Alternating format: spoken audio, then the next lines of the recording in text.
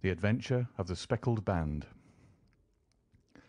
On glancing over my notes of the 70-odd cases in which I have during the last 8 years studied the methods of my friend Sherlock Holmes, I find many tragic, some comic, a large number merely strange, but none commonplace, for working as he did rather for the love of his art than for the acquirement of wealth, he refused to associate himself with any investigation which did not tend towards the unusual and even the fantastic.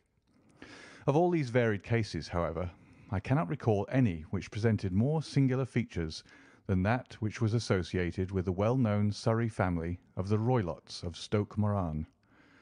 The events in question occurred in the early days of my association with Holmes, when we were sharing rooms as bachelors in Baker Street. It is possible that I might have placed them upon record before, but a promise of secrecy was made at the time, from which I have only been freed during the last month by the untimely death of the lady to whom the pledge was given.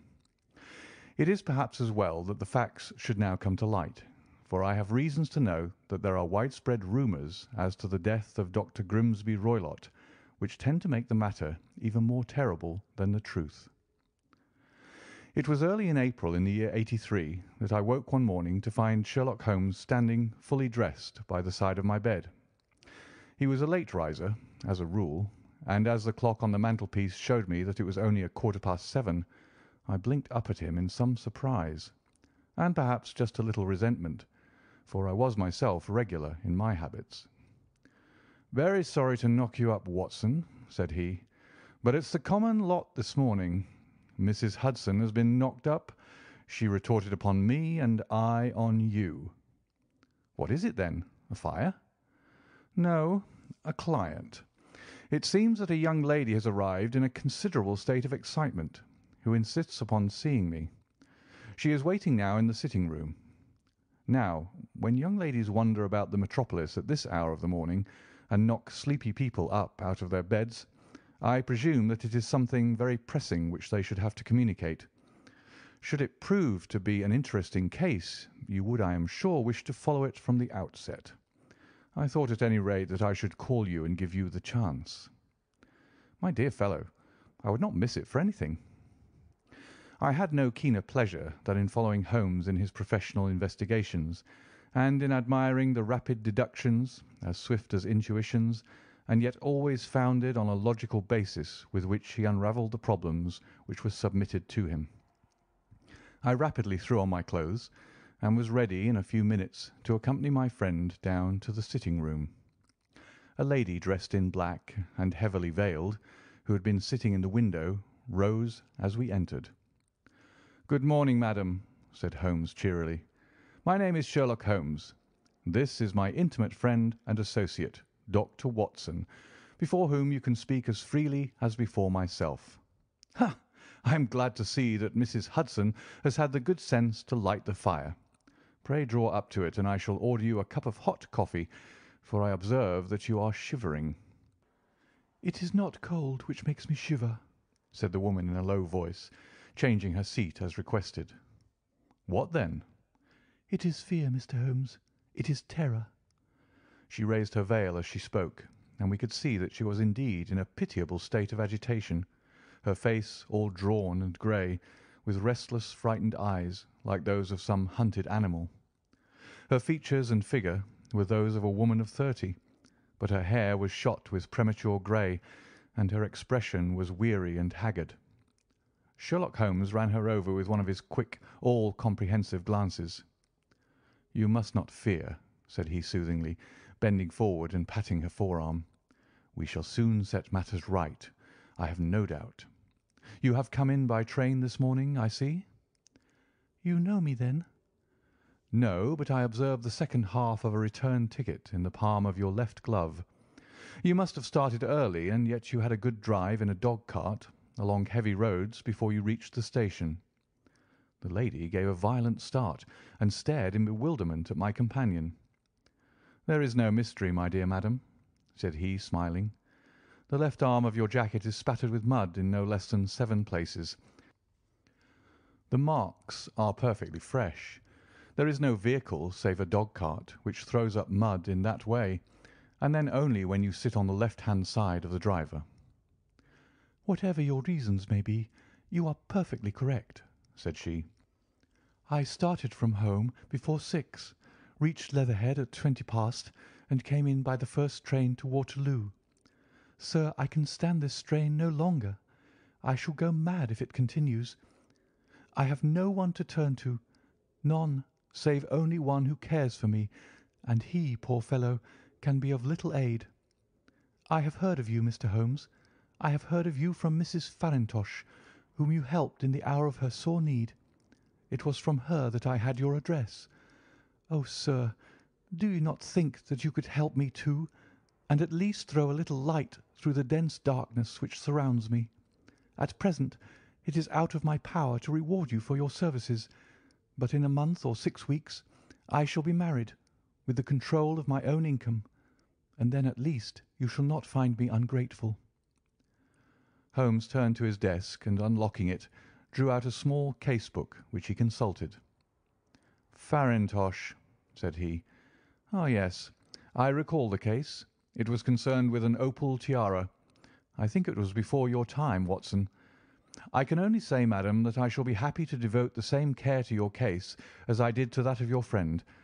As to reward, my profession is its own reward, but you are at liberty to defray whatever expenses I may be put to at the time which suits you best. And now I beg that you will lay before us everything that may help us in forming an opinion upon the matter." "Alas!" replied our visitor, "the very horror of my situation lies in the fact that my fears are so vague and my suspicions depend so entirely upon small points, which might seem trivial to another, that even he to whom of all others I have a right to look for help and advice looks upon all that I tell him about it as the fancies of a nervous woman. He does not say so, but I can read it from his soothing answers and averted eyes. But I have heard, Mr. Holmes, that you can see deeply into the manifold wickedness of the human heart. You may advise me how to walk amid the dangers which encompass me." "I am all attention, madam."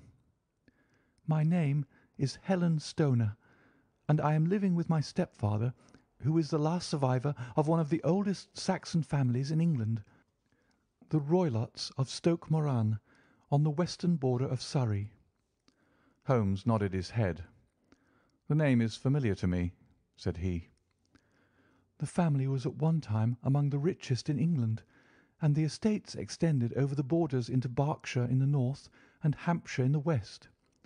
In the last century, however, 4 successive heirs were of a dissolute and wasteful disposition, and the family ruin was eventually completed by a gambler in the days of the Regency. Nothing was left save a few acres of ground and the 200-year-old house, which is itself crushed under a heavy mortgage. The last squire dragged out his existence there, living the horrible life of an aristocratic pauper, but his only son, my stepfather, seeing that he must adapt himself to the new conditions, obtained an advance from a relative, which enabled him to take a medical degree, and went out to Calcutta, where by his professional skill and his force of character he established a large practice. In a fit of anger, however, caused by some robberies which had been perpetrated in the house, he beat his native butler to death, and narrowly escaped a capital sentence. As it was, he suffered a long term of imprisonment, and afterwards returned to England a morose and disappointed man. When Dr. Roylott was in India, he married my mother, Mrs. Stoner, the young widow of Major General Stoner, of the Bengal Artillery. My sister Julia and I were twins, and we were only 2 years old at the time of my mother's remarriage. She had a considerable sum of money, not less than £1,000 a year, and this she bequeathed to Dr. Roylott entirely while we resided with him, with a provision that a certain annual sum should be allowed to each of us in the event of our marriage. Shortly after our return to England, my mother died. She was killed 8 years ago in a railway accident near Crewe. Dr. Roylott then abandoned his attempts to establish himself in practice in London, and took us to live with him in the old ancestral house at Stoke Moran. The money which my mother had left was enough for all our wants, and there seemed to be no obstacle to our happiness. But a terrible change came over our stepfather about this time. Instead of making friends and exchanging visits with our neighbours, who had at first been overjoyed to see a Roylott of Stoke Moran back in the old family seat, he shut himself up in his house and seldom came out, save to indulge in ferocious quarrels with whoever might cross his path. Violence of temper, approaching to mania, has been hereditary in the men of the family, and in my stepfather's case it had, I believe, been intensified by his long residence in the tropics. A series of disgraceful brawls took place, two of which ended in the police court, until at last he became the terror of the village, and the folks would fly at his approach, for he is a man of immense strength and absolutely uncontrollable in his anger. Last week he hurled the local blacksmith over a parapet into a stream, and it was only by paying over all the money which I could gather together that I was able to avert another public exposure. He had no friends at all save the wandering gipsies, and he would give these vagabonds leave to encamp upon the few acres of bramble-covered land which represent the family estate, and would accept in return the hospitality of their tents, wandering away with them sometimes for weeks on end. He has a passion also for Indian animals, which are sent over to him by a correspondent, and he has at this moment a cheetah and a baboon which wander freely over his grounds and are feared by the villagers almost as much as their master. You can imagine from what I say that my poor sister Julia and I had no great pleasure in our lives. No servant would stay with us, and for a long time we did all the work of the house. She was but 30 at the time of her death, and yet her hair had already begun to whiten, even as mine has. Your sister is dead, then?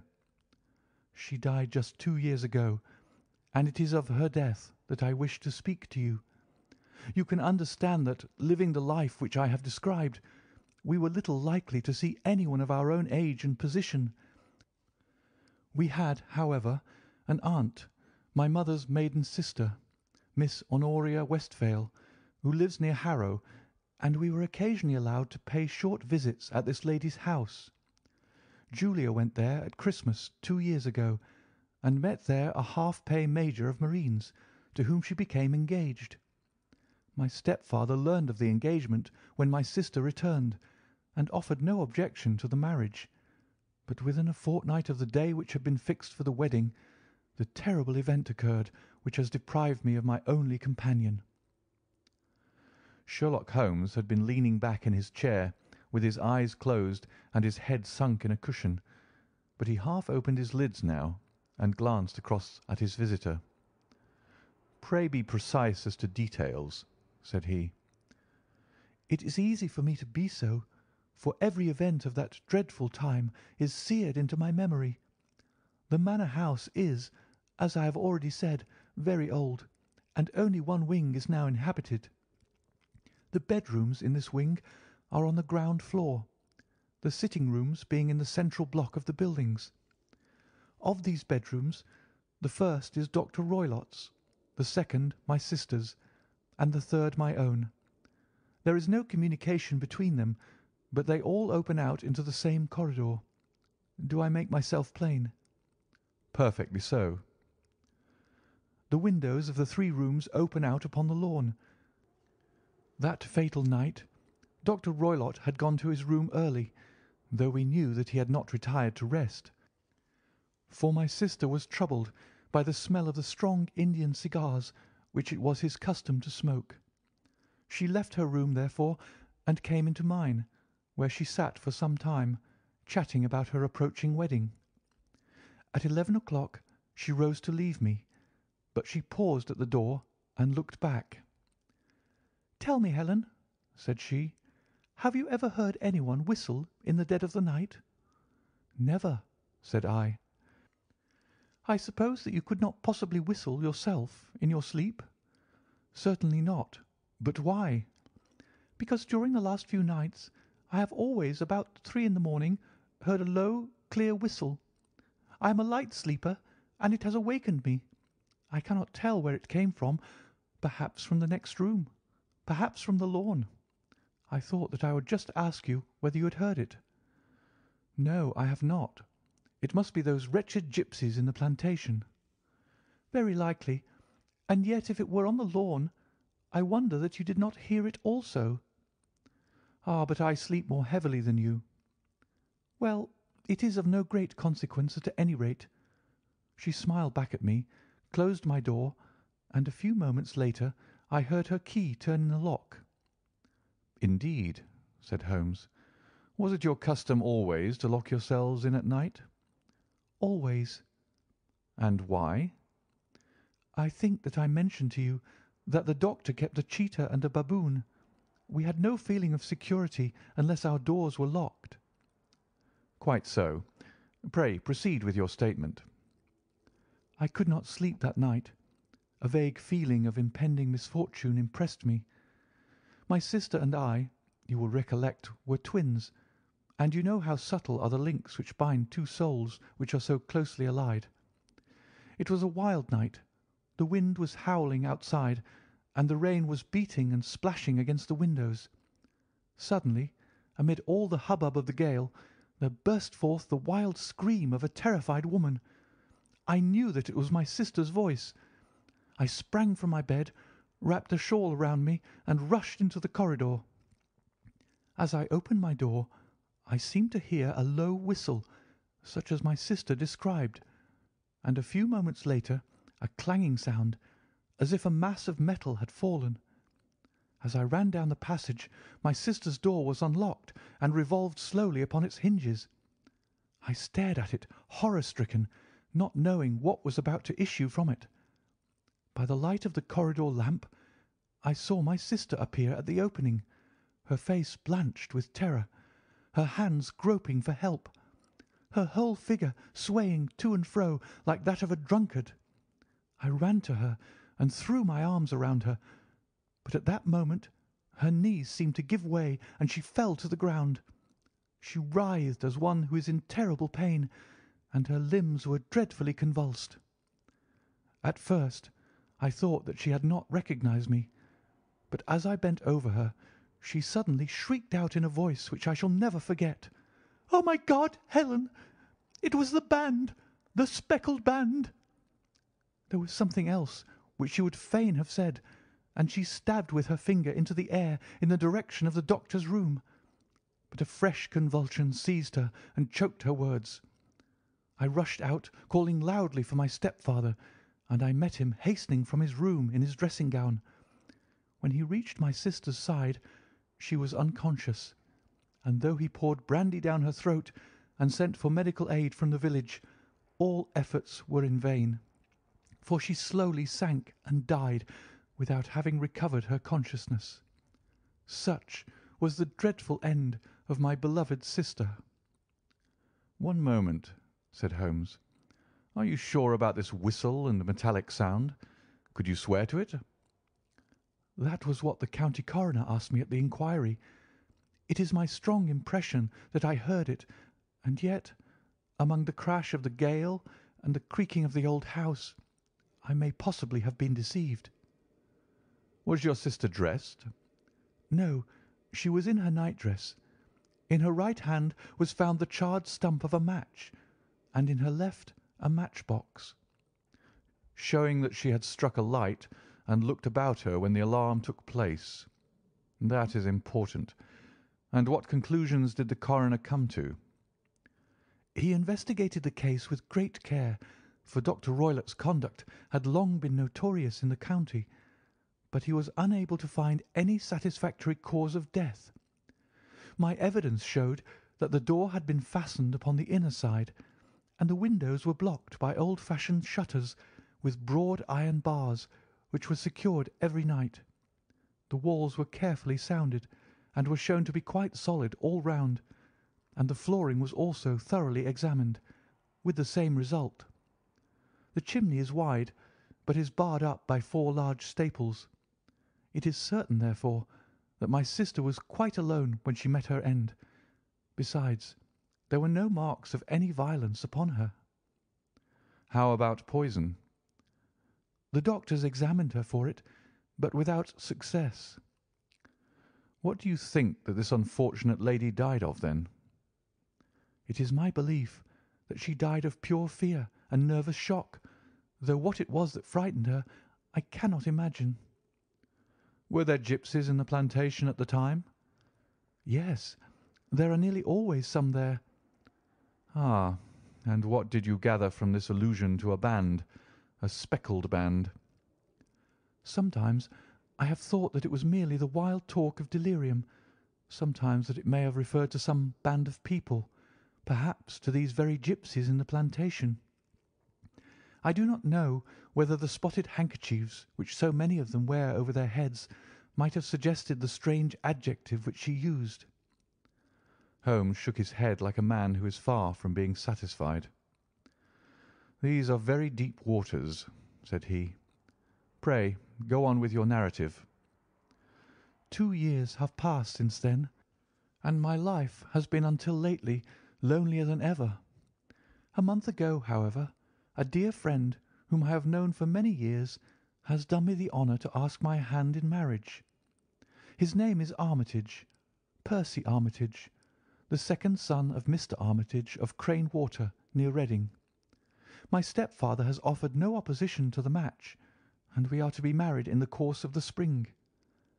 2 days ago some repairs were started in the west wing of the building, and my bedroom wall has been pierced, so that I have had to move into the chamber in which my sister died, and to sleep in the very bed in which she slept. Imagine, then, my thrill of terror when last night, as I lay awake thinking over her terrible fate, I suddenly heard in the silence of the night the low whistle which had been the herald of her own death. I sprang up and lit the lamp, but nothing was to be seen in the room.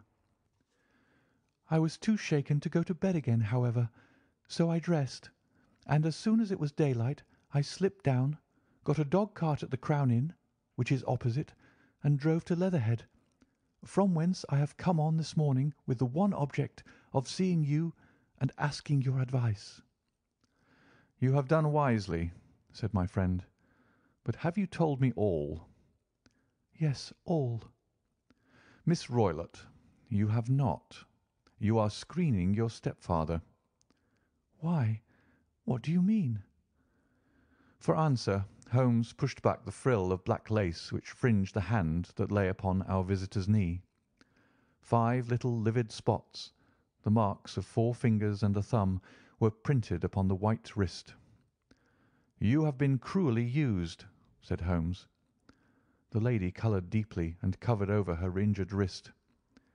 "He is a hard man," she said, "and perhaps he hardly knows his own strength."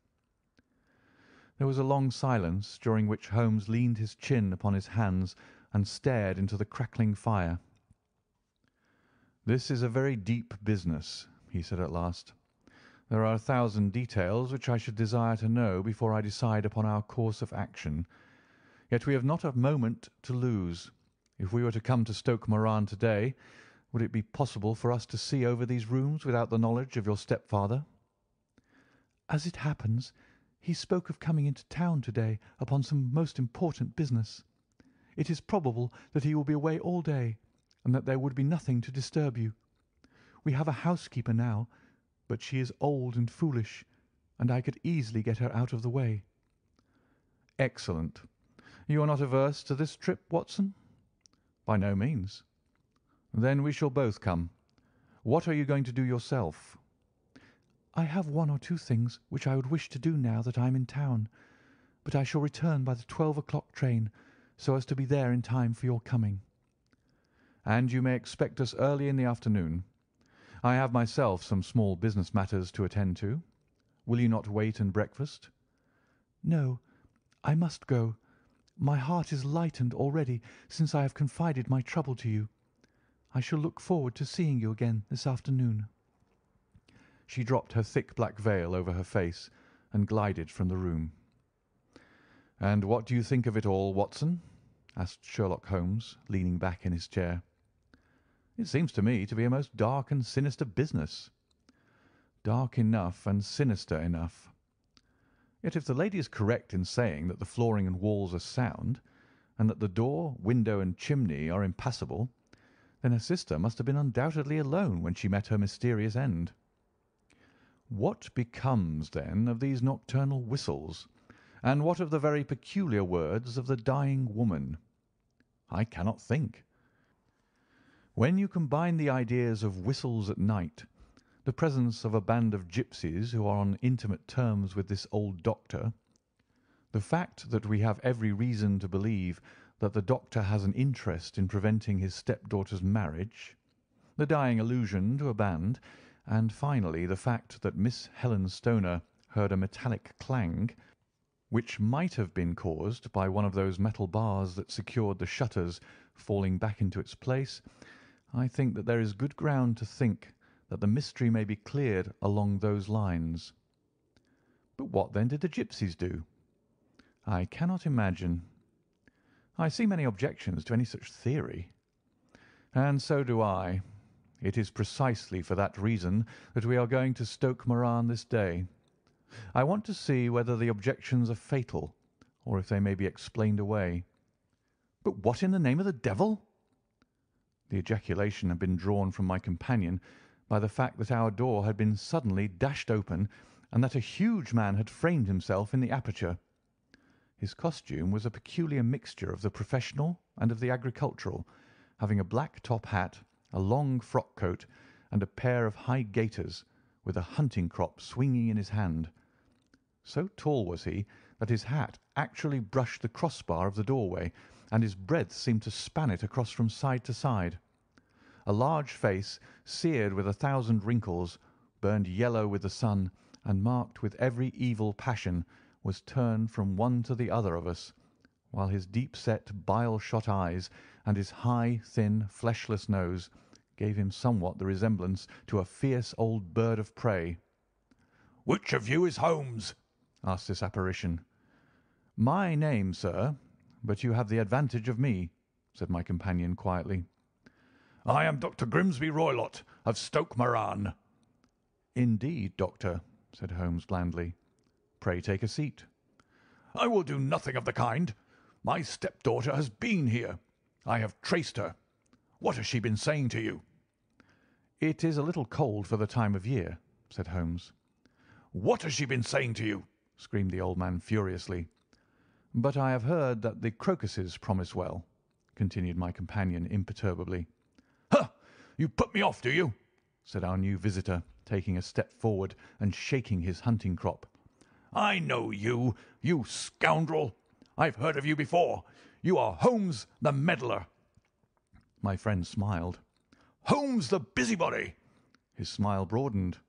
"Holmes the Scotland Yard Jack-in-office." Holmes chuckled heartily. "Your conversation is most entertaining," said he. "When you go out, close the door, for there is a decided draught." "I will go when I've said my say. Don't you dare to meddle with my affairs. I know that Miss Stoner has been here. I traced her. I am a dangerous man to fall foul of. See here." He stepped swiftly forward, seized the poker, and bent it into a curve with his huge brown hands. "See that you keep yourself out of my grip," he snarled, and hurling the twisted poker into the fireplace, he strode out of the room. "He seems a very amiable person," said Holmes, laughing. "I'm not quite so bulky, but if he had remained, I might have shown him that my grip was not much more feeble than his own." As he spoke, he picked up the steel poker, and with a sudden effort straightened it out again. Fancy his having the insolence to confound me with the official detective force. This incident gives zest to our investigation, however, and I only trust that our little friend will not suffer from her imprudence in allowing this brute to trace her. And now, Watson, we shall order breakfast, and afterwards I shall walk down to Doctors' Commons, where I hope to get some data which may help us in this matter. It was nearly 1 o'clock when Sherlock Holmes returned from his excursion. He held in his hand a sheet of blue paper, scrawled over with notes and figures. "I have seen the will of the deceased wife," said he. "To determine its exact meaning, I have been obliged to work out the present prices of the investments with which it is concerned. The total income, which at the time of the wife's death was little short of £1,100, is now, through the fall of agricultural prices, not more than £750. Each daughter can claim an income of £250 in case of marriage. It is evident, therefore, that if both girls had married, this beauty would have had a mere pittance, while even one of them would cripple him to a very serious extent. My morning's work has not been wasted, since it has proved that he has the very strongest motives for standing in the way of anything of the sort. And now, Watson, this is too serious for dawdling, especially as the old man is aware that we are interesting ourselves in his affairs. So, if you are ready, we shall call a cab and drive to Waterloo. I should be very much obliged if you would slip your revolver into your pocket. An Ely's No. 2 is in an excellent argument with gentlemen who can twist steel pokers into knots. That and a toothbrush are, I think, all that we need. At Waterloo we were fortunate in catching a train for Leatherhead, where we hired a trap at the station inn and drove for 4 or 5 miles through the lovely Surrey lanes. It was a perfect day, with a bright sun and a few fleecy clouds in the heavens. The trees and wayside hedges were just throwing out their first green shoots, and the air was full of a pleasant smell of the moist earth. To me, at least, there was a strange contrast between the sweet promise of the spring and this sinister quest upon which we were engaged. My companion sat in the front of the trap, his arms folded, his hat pulled down over his eyes, and his chin sunk upon his breast, buried in the deepest thought. Suddenly, however, he started, tapped me on the shoulder, and pointed over the meadows. "Look there," said he. A heavily timbered park stretched up in a gentle slope, thickening into a grove at the highest point. From amid the branches there jutted out the grey gables and high roof tree of a very old mansion. "Stoke Moran?" said he. "Yes, sir, that be the house of Dr. Grimsby Roylott," remarked the driver. "There is some building going on there," said Holmes. "That is where we are going." "There's the village," said the driver, pointing to a cluster of roofs some distance to the left. "But if you want to get to the house, you'll find it shorter to get over this stile, and so by the footpath over the fields. There it is, where the lady is walking." "And the lady, I fancy, is Miss Stoner," observed Holmes, shading his eyes. "Yes, I think we had better do as you suggest." We got off, paid our fare, and the trap rattled back on its way to Leatherhead. "I thought it as well," said Holmes as we climbed the stile, "that this fellow should think we had come here as architects, or on some definite business. It may stop his gossip. Good afternoon, Miss Stoner. You see that we had been as good as our word." Our client of the morning had hurried forward to meet us with a face which spoke her joy. "I have been waiting so eagerly for you," she cried, shaking hands with us warmly. "All has turned out splendidly. Dr. Roylott has gone to town, and it is unlikely that he will be back before evening." "We have had the pleasure of making the doctor's acquaintance," said Holmes, and in a few words he sketched out what had occurred. Miss Stoner turned white to the lips as she listened. "Good heavens!" she cried. "He has followed me, then?" "So it appears." "He is so cunning that I never know when I am safe from him. What will he say when he returns?" "He must guard himself, for he may find that there is someone more cunning than himself upon his track. You must lock yourself up from him to-night. If he is violent, we shall take you away to your aunt's at Harrow. Now, we must make the best use of our time, so kindly take us at once to the rooms which we are to examine." The building was of grey, lichen-blotched stone, with a high central portion and 2 curving wings, like the claws of a crab, thrown out on each side. In one of these wings the windows were broken and blocked with wooden boards, while the roof was partly caved in, a picture of ruin.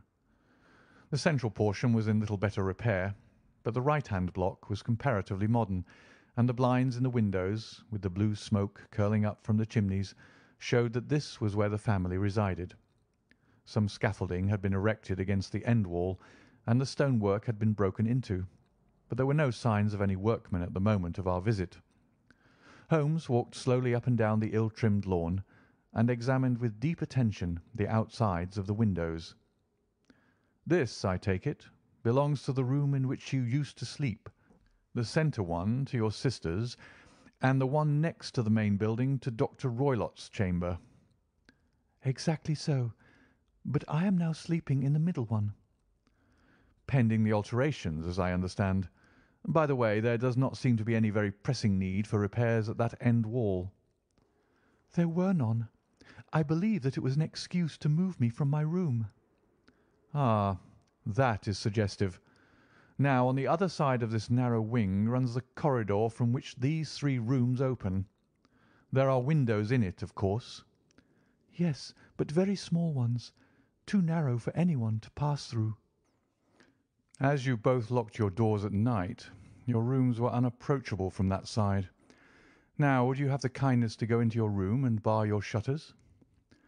Miss Stoner did so, and Holmes, after a careful examination through the open window, endeavoured in every way to force the shutter open, but without success. There was no slit through which a knife could be passed to raise the bar. Then with his lens he tested the hinges, but they were of solid iron, built firmly into the massive masonry. "Hum," said he, scratching his chin in some perplexity. "My theory certainly presents some difficulties. No one could pass these shutters if they were bolted. Well, we shall see if the inside throws any light upon the matter." A small side door led into the whitewashed corridor from which the three bedrooms opened. Holmes refused to examine the third chamber, so we passed at once to the second, that in which Miss Stoner was now sleeping, and in which her sister had met with her fate. It was a homely little room, with a low ceiling and a gaping fireplace, after the fashion of old country houses. A brown chest of drawers stood in one corner, a narrow white counterpaned bed in another, and a dressing-table on the left-hand side of the window. These articles, with two small wicker-work chairs, made up all the furniture in the room, save for a square of Wilton carpet in the centre. The boards round and the panelling of the walls were of brown, worm-eaten oak, so old and discoloured that it may have dated from the original building of the house. Holmes drew one of the chairs into a corner and sat silent, while his eyes travelled round and up and down, taking in every detail of the apartment. "Where does that bell communicate with?" he asked at last, pointing to a thick bell rope which hung down beside the bed, the tassel actually lying upon the pillow. "It goes to the housekeeper's room." "It looks newer than the other things." "Yes, it was only put there a couple of years ago." "Your sister asked for it, I suppose?" "No, I never heard of her using it. We used always to get what we wanted for ourselves." "Indeed. It seemed unnecessary to put so nice a bell-pull there. You will excuse me for a few minutes while I satisfy myself as to this floor." He threw himself down upon his face with his lens in his hand and crawled swiftly backward and forward, examining minutely the cracks between the boards. Then he did the same with the woodwork with which the chamber was panelled. Finally, he walked over to the bed and spent some time in staring at it and in running his eye up and down the wall. Finally, he took the bell rope in his hand and gave it a brisk tug. "Why, it's a dummy," said he. "Won't it ring?" "No, it is not even attached to a wire. This is very interesting. You can see now that it is fastened to a hook just above where the little opening for the ventilator is." "How very absurd! I never noticed that before." "Very strange," muttered Holmes, pulling at the rope. "There are one or two very singular points about this room. For example, what a fool a builder must be to open a ventilator into another room when, with the same trouble, he might have communicated with the outside, sir." "That is also quite modern," said the lady. "Done about the same time as the bell rope?" remarked Holmes. "Yes, there were several little changes carried out about that time." "They seem to have been of a most interesting character. Dummy bell ropes and ventilators which do not ventilate. With your permission, Miss Stoner, we shall now carry our researches into the inner apartment." Dr. Grimesby Roylott's chamber was larger than that of his stepdaughter, but was as plainly furnished.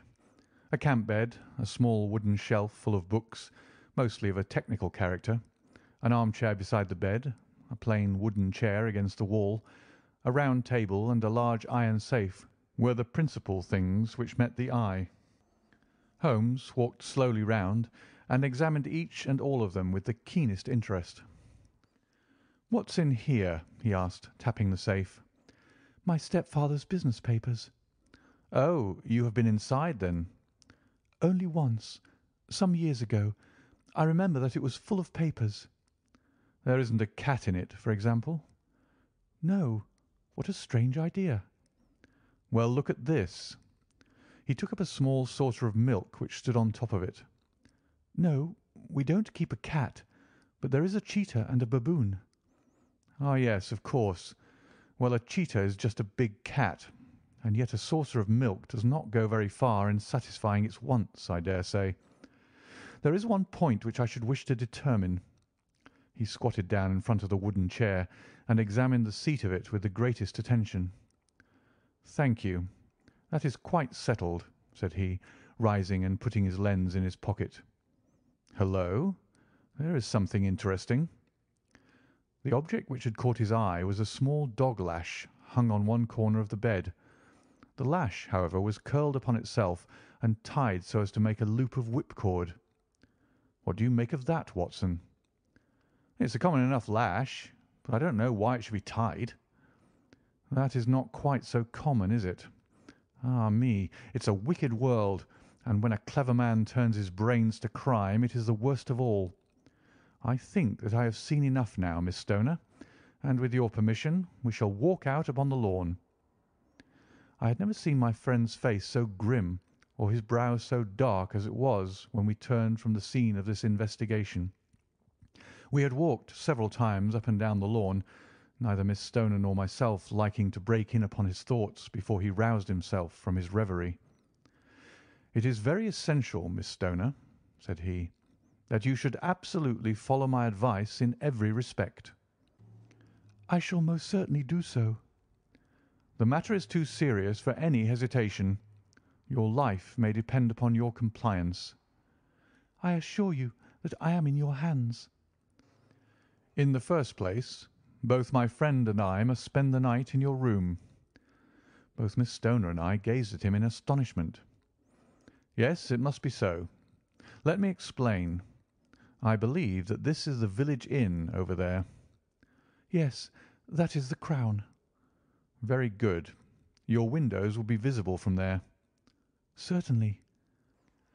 "You must confine yourself to your room on pretence of a headache when your stepfather comes back. Then, when you hear him retire for the night, you must open the shutters of your window, undo the hasp, put your lamp there as a signal to us, and then withdraw quietly with everything which you are likely to want into the room which you used to occupy. I have no doubt that, in spite of the repairs, you could manage there for one night." Oh, yes, easily. "The rest you will leave in our hands." But what will you do? "We shall spend the night in your room, and we shall investigate the cause of this noise which has disturbed you." I believe, Mr. Holmes, that you have already made up your mind," said Miss Stoner, laying her hand upon my companion's sleeve. "Perhaps I have." "Then, for pity's sake, tell me what was the cause of my sister's death." "I should prefer to have clearer proofs before I speak." "You can at least tell me whether my own thought is correct, and if she died from some sudden fright." "No, I do not think so. I think that there was probably some more tangible cause. And now, Miss Stoner, we must leave you, for if Dr. Roylott returned and saw us, our journey would be in vain. Good-bye, and be brave, for if you will do what I have told you, you may rest assured that we shall soon drive away the dangers that threaten you." Sherlock Holmes and I had no difficulty in engaging a bedroom and sitting-room at the Crown Inn. They were on the upper floor, and from our window we could command a view of the avenue gate and of the inhabited wing of Stoke Moran Manor House. At dusk we saw Dr. Grimesby Roylott drive past. his huge form looming up beside the little figure of the lad who drove him. The boy had some slight difficulty in undoing the heavy iron gates, and we heard the hoarse roar of the doctor's voice and saw the fury with which he shook his clinched fists at him. The trap drove on, and a few minutes later we saw a sudden light spring up among the trees as the lamp was lit in one of the sitting rooms. "Do you know, Watson," said Holmes as we sat together in the gathering darkness, "I have really some scruples as to taking you tonight. There is a distinct element of danger. Can I be of assistance? Your presence might be invaluable. Then I shall certainly come. It is very kind of you. You speak of danger. You've evidently seen more in these rooms than was visible to me." "No, but I fancy that I may have deduced a little more. I imagine that you saw all that I did." "I saw nothing remarkable save the bell rope, and what purpose that could answer, I confess, is more than I imagine." "You saw the ventilator too?" "Yes, but I don't think that it's such a very unusual thing to have a small opening between two rooms. It was so small that a rat could hardly pass through." "I knew that we should find a ventilator before ever we came to Stoke Moran." "My dear Holmes." "Oh, yes, I did. You remember in her statement she said that her sister could smell Dr. Roylott's cigar. Now, of course, that suggested at once that there must be a communication between the two rooms. It could only be a small one, or it would have been remarked upon at the coroner's inquiry. I deduced a ventilator." "But what harm can there be in that?" "Well, there is at least a curious coincidence of dates. A ventilator is made, a cord is hung, and a lady who sleeps in the bed dies. Does not that strike you?" "I cannot as yet see any connection." "Did you observe anything very peculiar about that bed?" "No." "It was clamped to the floor. Did you ever see a bed fastened like that before?" "I can't say that I have." "The lady could not move her bed. It must always be in the same relative position to the ventilator and to the rope, or so we may call it, since it was clearly never meant for a bell pull." "Holmes," I cried, "I seem to see dimly what you are hinting at. We are only just in time to prevent some subtle and horrible crime." "Subtle enough and horrible enough. When a doctor does go wrong, he is the first of criminals. He has nerve and he has knowledge. Palmer and Pritchard were among the heads of their profession. This man strikes even deeper, but I think, Watson, that we shall be able to strike deeper still. But we shall have horrors enough before the night is over. For goodness' sake, let us have a quiet pipe and turn our minds for a few hours to something more cheerful." About 9 o'clock the light among the trees was extinguished, and all was dark in the direction of the manor house. 2 hours passed slowly away, and then suddenly, just at the stroke of 11, a single bright light shone out right in front of us. "That is our signal," said Holmes, springing to his feet. "It comes from the middle window." As we passed out he exchanged a few words with the landlord, explaining that we were going on a late visit to an acquaintance, and that it was possible that we might spend the night there. A moment later we were out on the dark road, a chill wind blowing in our faces, and one yellow light twinkling in front of us through the gloom to guide us on our sombre errand. There was little difficulty in entering the grounds, for unrepaired breaches gaped in the old park wall. Making our way among the trees, we reached the lawn, crossed it, and were about to enter through the window when out from a clump of laurel bushes there darted what seemed to be a hideous and distorted child, who threw itself upon the grass with writhing limbs and then ran swiftly across the lawn into the darkness. "My God!" I whispered. "Did you see it?" Holmes was for the moment as startled as I. His hand closed like a vice upon my wrist in his agitation. Then he broke into a low laugh and put his lips to my ear. "It is a nice household," he murmured. "That is the baboon." I had forgotten the strange pets which the doctor affected. There was a cheetah, too. Perhaps we might find it upon our shoulders at any moment. I confess that I felt easier in my mind when, after following Holmes's example and slipping off my shoes, I found myself inside the bedroom. My companion noiselessly closed the shutters, moved the lamp onto the table, and cast his eyes round the room. All was as we have seen it in the daytime. Then creeping up to me and making a trumpet of his hand, he whispered into my ear again so gently that it was all that I could do to distinguish the words. "The least sound would be fatal to our plans." I nodded to show that I had heard. "We must sit without light. He would see it through the ventilator." I nodded again. "Do not go asleep. Your very life may depend upon it. Have your pistol ready in case we should need it. I will sit on the side of the bed, and you in that chair." I took out my revolver and laid it on the corner of the table. Holmes had brought up a long, thin cane, and this he placed upon the bed beside him. By it he laid the box of matches and the stump of a candle. Then he turned down the lamp, and we were left in darkness. How shall I ever forget that dreadful vigil? I could not hear a sound, not even the drawing of a breath, and yet I knew that my companion sat open-eyed within a few feet of me in the same state of nervous tension in which I was myself.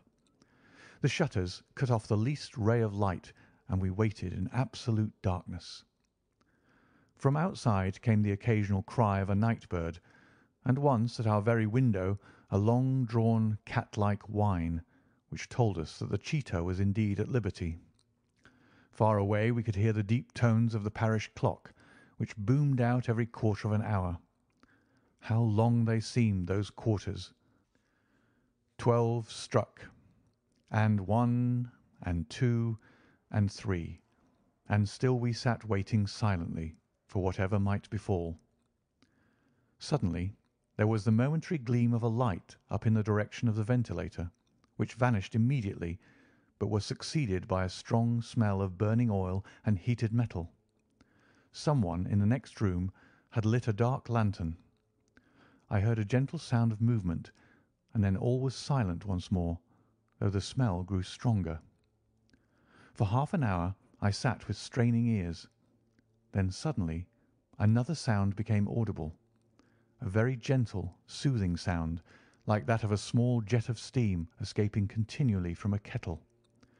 The instant that we heard it, Holmes sprang from the bed, struck a match, and lashed furiously with his cane at the bell-pull. "You see it, Watson?" he yelled. "You see it?" But I saw nothing. At the moment when Holmes struck the light, I heard a low, clear whistle, but the sudden glare flashing into my weary eyes made it impossible for me to tell what it was at which my friend lashed so savagely. I could, however, see that his face was deadly pale and filled with horror and loathing. He had ceased to strike, and was gazing up at the ventilator, when suddenly there broke from the silence of the night the most horrible cry to which I have ever listened. It swelled up louder and louder, a hoarse yell of pain and fear and anger, all mingled in the one dreadful shriek. They say that away down in the village, and even in the distant parsonage, that cry raised the sleepers from their beds. It struck cold to our hearts, and I stood gazing at Holmes and he at me, until the last echoes of it had died away into the silence from which it rose. "What can it mean?" I gasped. "It means that it is all over," Holmes answered, "and perhaps, after all, it is for the best. Take your pistol, and we will enter Dr. Roylott's room." With a grave face he lit the lamp and led the way down the corridor. Twice he struck at the chamber door without any reply from within. Then he turned the handle and entered, I at his heels with the cocked pistol in my hand. It was a singular sight which met our eyes. On the table stood a dark lantern with the shutter half open, throwing a brilliant beam of light upon the iron safe, the door of which was ajar. Beside this table, on the wooden chair, sat Dr. Grimesby Roylott, clad in a long grey dressing-gown, his bare ankles protruding beneath, and his feet thrust into red heelless Turkish slippers. Across his lap lay the short stock with the long lash which we had noticed during the day. His chin was cocked upward, and his eyes were fixed in a dreadful, rigid stare at the corner of the ceiling. Round his brow he had a peculiar yellow band, with brownish speckles, which seemed to be bound tightly around his head. As we entered, he made neither sound nor motion. "The band, the speckled band," whispered Holmes. I took a step forward. In an instant his strange headgear began to move, and there reared itself from among his hair the squat, diamond-shaped head and puffed neck of a loathsome servant. "It is a swamp adder," cried Holmes, "the deadliest snake in India. He has died within 10 seconds of being bitten. Violence does, in truth, recoil upon the violent, and the schemer falls into the pit which he digs for another. Let us thrust this creature back into its den, and we can then remove Miss Stoner to some place of shelter, and let the county police know what has happened." As he spoke, he drew the dog whip swiftly from the dead man's lap, and throwing the noose round the reptile's neck, he drew it from its horrid perch, and carrying it at arm's length, threw it into the iron safe, which he closed upon it. Such are the true facts of the death of Dr. Grimesby Roylott of Stoke Moran. It is not necessary that I should prolong a narrative which has already run to too great a length by telling how we broke the sad news to the terrified girl, how we conveyed her by the morning train to the care of her good aunt at Harrow, of how the slow process of official inquiry came to the conclusion that the doctor met his fate while indiscreetly playing with a dangerous pet. The little which I had yet to learn of the case was told me by Sherlock Holmes as we travelled back next day. "I had," said he, "come to an entirely erroneous conclusion, which shows, my dear Watson, how dangerous it is always to reason from insufficient data. The presence of the gipsies, and the use of the word band, which was used by the poor girl no doubt to explain the appearance which she had caught a hurried glimpse of by the light of her match, were sufficient to put me upon an entirely wrong scent. I can only claim the merit that I instantly reconsidered my position when, however, it became clear to me that whatever danger threatened an occupant of the room could not come either from the window or the door. My attention was speedily drawn, as I have already remarked to you, to this ventilator, and to the bell rope which hung down to the bed. The discovery that this was a dummy, and that the bed was clamped to the floor, instantly gave rise to the suspicion that the rope was there as a bridge for something passing through the hole and coming to the bed. The idea of a snake instantly occurred to me, and when I coupled it with my knowledge that the doctor was furnished with a supply of creatures from India, I felt that I was probably on the right track. The idea of using a form of poison which could not possibly be discovered by any chemical test was just such a one as would occur to a clever and ruthless man who had had an Eastern training. The rapidity with which such a poison would take effect would also, from his point of view, be an advantage. It would be a sharp-eyed coroner, indeed, who could distinguish the two little dark punctures which would show where the poison fangs had done their work. Then I thought of the whistle. Of course, he must recall the snake before the morning light revealed it to the victim. He had trained it, probably by the use of the milk which we saw, to return to him when summoned. He would put it through this ventilator at the hour that he thought best, with the certainty that it would crawl down the rope and land on the bed.